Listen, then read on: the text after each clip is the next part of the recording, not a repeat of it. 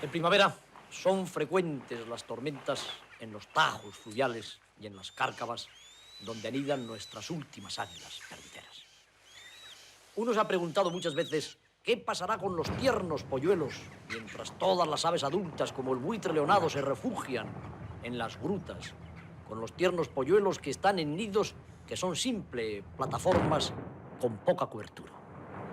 La hembra del águila perdicera no dejará de cubrirlos, incluso el macho, que generalmente está fuera del nido, en esos momentos permanece también montando la guardia.